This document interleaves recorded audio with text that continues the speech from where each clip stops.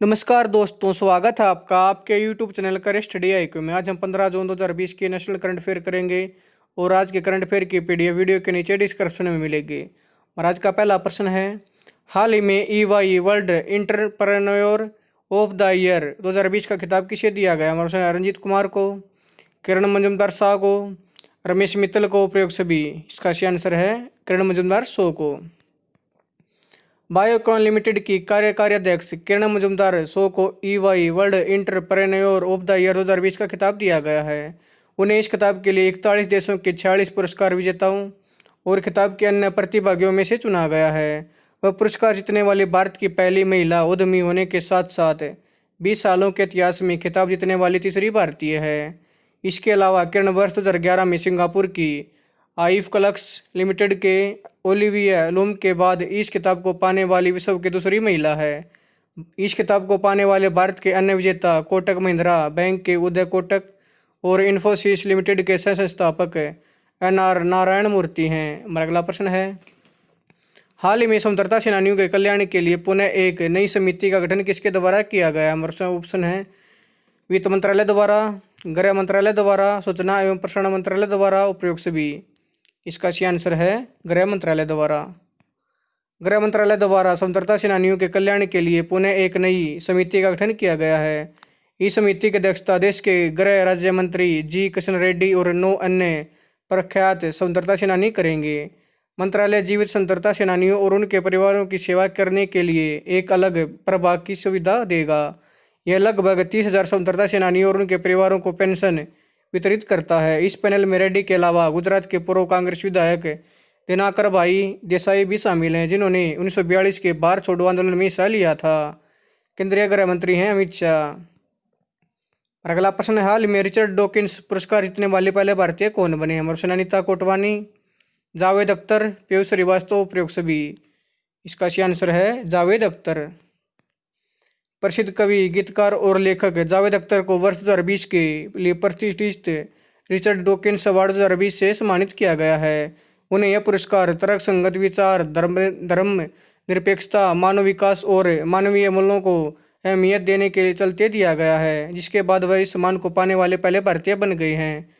वर्ष 2003 से पुरस्कार हर साल विज्ञान, रिसर्च, शिक्षा या मनोरंजन के क्षेत्र में ऐसे प्रतिष्ठित व्यक्ति को दिया जाता है जो सार्वजनिक रूप से लॉजिकल होकर धर्मनिरपेक्षता और तर्कसंगतता और मानवीय मूल्यों को आगे बढ़ाने के लिए कार्य करता है। हमारा अगला प्रश्न है, हाल ही में किस देश की सेना तातमांडा ने लोगों को सटीक समाचार यानी एक्यूरेट न्यूज प्रदान करने के लिए फिर से फेसबुक का उपयोग करने का फैसला किया है? हमारा प्रश्न है म्यांमार, ब्रिटेन, रूस, उपयोग सभी।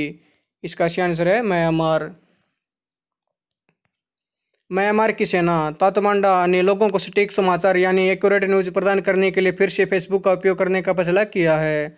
म्यांमार सेना फिर से फेसबुक का उपयोग करे क्योंकि यह देश में सबसे अधिक इस्तेमाल किया जाने वाला सोशल मीडिया प्लेटफॉर्म है और लोगों तक पहुंचाने का सबसे अच्छा तरीका है। अगस्त 2018 को फेसबुक ने गलत धारणा फैलाने के आरोपों को लेकर तातमांडा और उसके वरिष्ठ अधिकारियों से संबंधित 18 रिकॉर्ड और कुछ पेजों को प्रतिबंधित कर दिया था।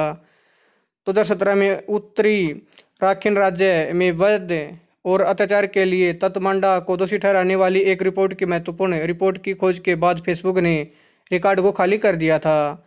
म्यांमार की राजधानी है नेपिटाऊ। इसकी मुद्रा है वर्मी केत और म्यांमार के राष्ट्रपति हैं विन माइट। हमारा अगला प्रश्न है, हाल ही में किसने नैनो टेक्नोलॉजी असिस्टेड फॉर्मुलेशन के साथ अनन्य जल आधारित कीटाणुनाशक स्प्रे विकसित किया? हमारा प्रश्न है WHO, DIIT, DRDO, प्रयोग सभी। इसका सही आंसर है DAIT।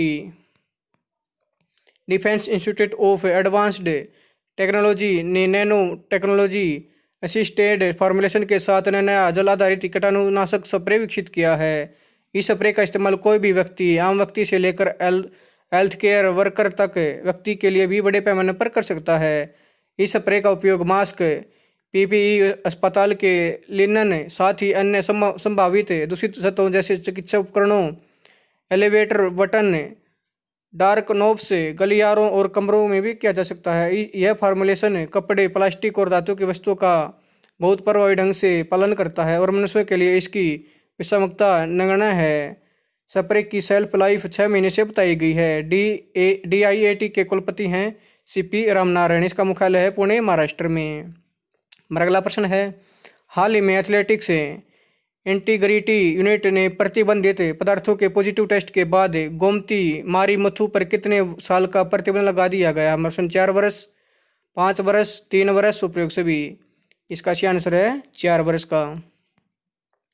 एथलेटिक्स इंटीग्रिटी यूनिट ने प्रतिबंधित पदार्थों के पॉजिटिव टेस्ट के बाद 4 साल के लिए गोमती मारीमुथु पर प्रतिबंध लगा दिया है। एथलीट ने ADR आर्टिकल्स 2.1 और 2.2 का उल्लंघन किया, जिसमें उसने एक प्रतिबंधित पदार्थ का इस्तेमाल किया था। इसके बाद उसके यूरिन सैंपल में उस निषिद्ध पदार्थ का मेटाबोलाइट पाया गया था। गोमती पर यह प्रतिबंध 17 मई 2019 से शुरू होकर 16 मई 2023 तक है। गोमती की प्रतियोगिता के सभी परिणाम 18 मार्च से 17 मई 2019 के बीच घोषित किए गए हैं। तमिलनाडु की इस एथलेटिक के पदक, खिताब, रैंकिंग पॉइंट्स और पुरस्कार उपस्थिति को पूरी तरह से जब्त किया जाना है। उसने 2019 एशियाई चैंपियनशिप में मिनट और 2.70 सेकंड के समय के साथ गोल्ड मेडल जीता था, जो दोहा, कतर में आयोजित किया गया था, जब एथलेटिक्स इंटीग्रिटी यूनिट ने गोमती का B सैंपल पॉजिटिव आया था। एथलेटिक इंटीग्रिटी यूनिट के अध्यक्ष हैं ब्रेट क्लॉथियर। इसका मुख्यालय है मोनाको में।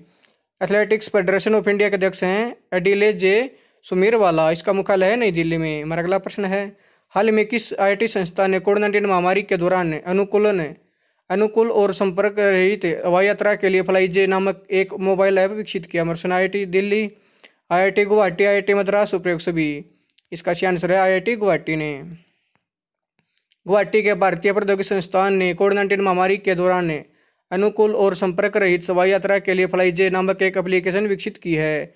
इस मल्टी फंक्शंस एप्लीकेशन फ्लाईजे को international air transport association IATA के नियमों के अनुसार बनाया गया है, ताकि यह पूरी प्रक्रिया के दौरान आसान यात्रा, ड्रॉप, प्रबंधनीय पार्किंग, बेहतर खरीदारी अनुभव और पूरी यात्रा के दौरान आवश्यक अपडेट प्रदान करते हुए संपर्क रहित बोर्डिंग प्रदान की जा सके। यह एक हाइब्रिड सॉफ्टवेयर आधारित ऐप है जो भविष्य में हवाई अड्डे की पूर्ण सॉफ्टवेयर प्रणाली को बदले बगैर फेस बायोमेट्रिक्स मान्यता का समर्थन करेगा। इंटरनेशनल एयर ट्रांसपोर्ट एसोसिएशन का मुख्यालय है मॉन्ट्रियल, कनाडा में। इसकी स्थापना 19 अप्रैल 1945 को की गई। हमारा अगला प्रश्न है, हाल ही में जम्मू और कश्मीर उच्च न्यायालय का नया न्यायाधीश किसे नियुक्त किया गया? हमारे प्रश्न जावेद अख्तर को, वीना मलिक को, जावेद इकबाल वानी को, उपयोग सभी। इसका सही आंसर है जावेद इकबाल वानी को। राष्ट्रपति रामनाथ कोविंद ने वरिष्ठ कश्मीरी वकील जावेद इकबाल वानी को जम्मू और कश्मीर उच्च न्यायालय का नया न्यायाधीश नियुक्त किया गया है। इसके पहले वे 2019 में लगभग 11 महीने तक जम्मू और कश्मीर उच्च न्यायालय के अतिरिक्त महाधिवक्ता के रूप में भी काम कर चुके हैं। वानी की नियुक्ति की सिफारिश भारत के मुख्य न्यायाधीश S.A. बोबडे की अध्यक्षता में 22 जनवरी को सुप्रीम कोर्ट कोलेजियम ने की थी। उनकी नियुक्ति के साथ अब हाईकोर्ट में जजों की कुल संख्या 17 के मुकाबले बढ़कर 13 हो जाएगी। यह 2013 के बाद पहला मौका जब किसी कश्मीरी को बार कोर्ट से उच्च न्यायालय के न्यायाधीश के रूप में पदोन्नत किया गया है। अंतिम बार ऐसी नियुक्ति साल 2013 में की गई थी, जब जस्टिस अली मोहम्मद मार्गे को उच्च न्यायालय का न्यायाधीश नियुक्त किया गया था। जम्मू कश्मीर के उपराज्यपाल हैं गिरीश चंद्र मुर्मू। हमारा अगला प्रश्न है, हाल ही में किन 2 देशों के बीच बिजली सहयोग विकसित करने के लिए एक समझौते ज्ञापन पर हस्ताक्षर किए गए? हमारा प्रश्न भारत, ईरान, डेनमार्क, A&C। इसका सही आंसर है A&C, भारत और डेनमार्क। भारत और डेनमार्क दोनों देशों के बीच बिजली सहयोग विकसित करने के लिए एक समझौते ज्ञापन पर हस्ताक्षर किए गए हैं।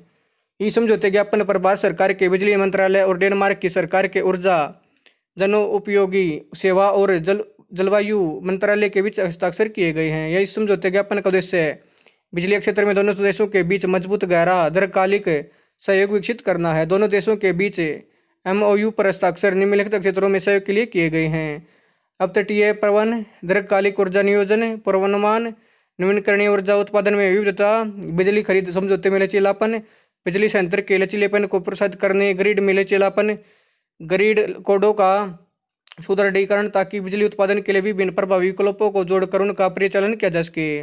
समझौता ज्ञापन के अनुसार भारत और डेनमार्क द्वारा पहचान किए गए क्षेत्रों के कार्यान्वयन के लिए एक संयुक्त कार्यदल की भी स्थापना की जाएगी, जिसकी अध्यक्षता संयुक्त सचिव सत्र के अधिकारी करेंगे। दोनों पक्षों की ओर से सचिव सत्र के अधिकारी की अध्यक्षता में एक परिचालन समिति को रिपोर्ट करेंगे।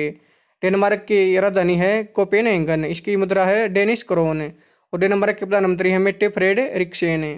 अगला प्रश्न, हाल ही में S&P रेटिंग्स ने वित्त वर्ष 21 में भारतीय अर्थव्यवस्था के कितने प्रतिशत तक गिरने का अनुमान लगाया? प्रश्न है 5%, 7%, 9%, इनमें से कोई नहीं। इसका सही आंसर है 5%। S&P ग्लोबल रेटिंग्स ने उभरती अर्थव्यवस्था पर अपनी report financial condition reflect optimism lockdown fitting emergence जारी की है। इस रिपोर्ट में रेटिंग एजेंसी ने वित्त वर्ष 2020-21 में भारतीय अर्थव्यवस्था में 5% तक की गिरावट का अनुमान लगाया है। इस रिपोर्ट में बताया गया कि सकल घरेलू उत्पाद का 1.2% राजस्व प्रोत्साहन जरूरी विकास करने के लिए पर्याप्त नहीं है। इसके अलावा S&P ग्लोबल रेटिंग्स ने वित्त वर्ष 2021-22 में भारत की विकास दर उलट कर 8.5% रहने की संभावना जताई है। साथ ही वित्त वर्ष 2022-23 में भारत की विकास दर 6.5% रहने का भी अनुमान लगाया है। हमारा अगला प्रश्न है, हाल ही में विश्व बैंक ने पश्चिम बंगाल सरकार को कितने करोड़ रुपए का ऋण प्रदान किया है? प्रश्न है 1950 करोड़ रुपए, 2000 करोड़ रुपए, 2200 करोड़ रुपए, इनमें से कोई नहीं। इसका सही आंसर है 1950 करोड़ रुपए। विश्व बैंक ने पश्चिम बंगाल सरकार को 1950 करोड़ रुपए का ऋण प्रदान किया है। पश्चिम बंगाल सरकार को यह ऋण राशि राज्य में कोविड-19 स्थिति से निपटने और विकासात्मक कार्यों के लिए दी गई है। पश्चिम बंगाल सरकार ने 1950 करोड़ रुपए की कुल राशि में से 850 करोड़ रुपए विभिन्न समाज कल्याण योजना पर खर्च करेगी, जबकि शेष 1100 करोड़ रुपए औद्योगिक अवसंरचना तैयार करने के लिए खर्च किए जाएंगे। पश्चिम बंगाल की